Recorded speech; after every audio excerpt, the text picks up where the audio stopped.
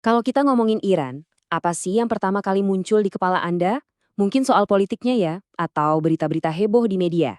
Tapi gimana kalau saya bilang di balik semua itu ada cerita ketahanan yang usianya udah 3.000 tahun. Nah, untuk benar-benar ngerti Iran zaman sekarang, kita harus lihat jauh ke belakang, ke akarnya. Jadi, apa sih rahasianya? Gimana caranya sebuah peradaban kuno bisa tetap kokoh padahal udah dihantam berbagai penaklukan dan revolusi? Nah, kali ini kita akan coba bedah satu persatu lapisan sejarah yang membentuk DNA Iran yang tangguh ini. Yuk kita mulai. Oke, perjalanan kita mulai dari hal yang paling dasar tapi juga paling penting, soal nama. Dunia luar mungkin lebih kenal dengan sebutan Persia, tapi ternyata nama itu sendiri menyimpan cerita yang dalam, cerita tentang identitas sejati mereka. Nah, ini nih bedanya. Persia itu sebetulnya label dari orang luar, nama yang dikasih sama bangsa Yunani kuno. Tapi dari dalam, dari dulu, mereka selalu menyebut tanah air mereka Iran, yang artinya tanah bangsa Arya. Jadi, pas tahun 1935, Reza Shah minta dunia untuk pakai nama Iran, itu bukan sekedar ganti nama loh, itu sebuah penegasan identitas. Inilah kami, ini nama kami. Terus, siapa sih sebenarnya bangsa Iran ini? Coba bayangin deh, sekitar tahun 1500 sebelum Masehi, ada gelombang migrasi besar-besaran dari Asia Tengah ke arah selatan. Nah, dari migrasi inilah muncul dua suku utama, yaitu Medes dan Parsa, yang jadi penguasa di wilayah itu. Merekalah cikal bakal kekaisaran Persia yang kita kenal. Tapi jangan salah ya, keliru banget kalau kita mikir Iran itu isinya cuma satu bangsa yang seragam. Justru karena letaknya di persimpangan peradaban, Iran itu jadi semacam mozaik etnis dan agama yang kaya banget. Selain mayoritas Persia, Iran itu rumah bagi banyak banget kelompok lain. Coba dia lihat petanya. Di bagian barat laut ada komunitas berbahasa Turki yang besar. Geser sedikit ke barat, kita ketemu suku Kurdi. Terus di sepanjang pegunungan Zagros yang megah itu, ada suku Lur dan Baktiari. Ini bukan cuma peta etnis biasa, ini bukti hidup dari percampuran budaya selama berabad-abad.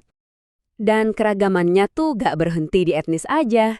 Sejak zaman kuno, Iran udah jadi rumah buat komunitas Yahudi, Armenia, dan Assyria. Fakta bahwa mereka udah ada di sana selama ribuan tahun, jadi bukti kalau wilayah ini emang dari dulu tempat bertemunya berbagai peradaban dan keyakinan. Nah, sekarang kita sampai di satu momen yang, wah, bener-bener ngubah segalanya. Sebuah peristiwa besar di abad ke-7 yang bukan cuma meruntuhkan kekaisaran, tapi juga menaramkan lapisan identitas yang sama sekali baru di tanah Persia, datangnya Islam.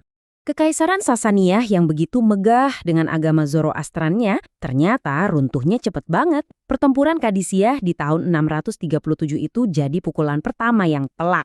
4 tahun kemudian, di Nahavan, habislah sudah. Dalam sekejap, kekaisaran yang udah berdiri ratusan tahun itu takluk di bawah kekuasaan kekhalifahan Islam. Tapi, disinilah letak keajaibannya. Persia memang ditaklukkan, tapi budayanya nggak lenyap. Identitasnya nggak terhapus, malah bertransformasi. Bahasa Farsi tetap hidup, walaupun sekarang ditulis pakai aksara Arab. Budaya Persia justru berakulturasi dengan Islam, dan dari situ lahirlah zaman keemasan baru dalam seni dan ilmu pengetahuan di dunia Islam. Keren kan? Oke, kita lompat maju beberapa abad nih. Setelah era Islamisasi, muncul sebuah kekuatan baru yang sekali lagi akan mengubah wajah Iran secara permanen. Inilah kisah dramatis dari dinasti Safawi. Awalnya, Safawiyah ini cuma sebuah gerakan sufi yang fokusnya ke spiritual. Tapi, di tengah kekacauan politik waktu itu, sebuah tragedi mengubah arah mereka. Pemimpin mereka, Haidar, terbunuh dalam pertempuran. Dan seketika, gerakan spiritual ini berubah. Api spiritualitasnya kini menyatu dengan api balas dendam dan ambisi politik. Setelah Haidar dan putra sulungnya wafat, nasib gerakan yang udah di ujung tanduk ini jatuh ke pundak seorang anak kecil. Umurnya baru 7 tahun. Namanya Ismail. Kedengarannya mustahil ya, tapi justru dari anak inilah sebuah kekaisaran baru akan lahir.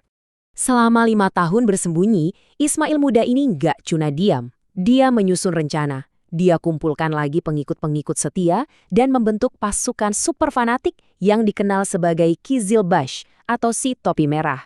Mereka ini bukan sekedar tentara biasa. Mereka adalah pengikut yang rela mati demi Ismail. Dengan pasukan inilah, dia siap merebut kembali takdirnya. Puncaknya terjadi di kota Tabriz. Ismail memproklamasikan dirinya sebagai Syah, penguasa Persia.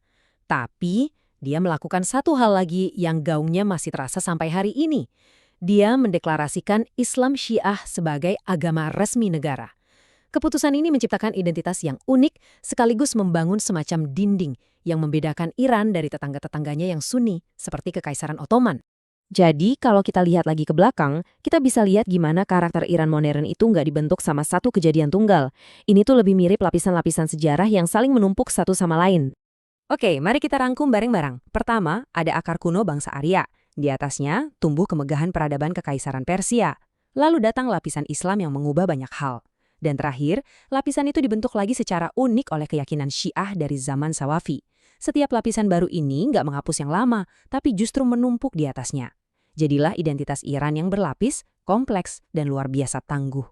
Nah, ini membawa kita kembali ke pertanyaan awal kan? Sejarah Iran itu adalah kisah tentang bertahan, beradaptasi, dan mendefinisikan ulang diri mereka sendiri.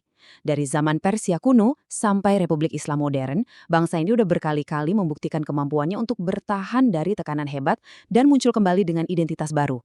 Pertanyaan besarnya sekarang adalah, gimana warisan ketahanan yang luar biasa ini akan membentuk masa depan mereka?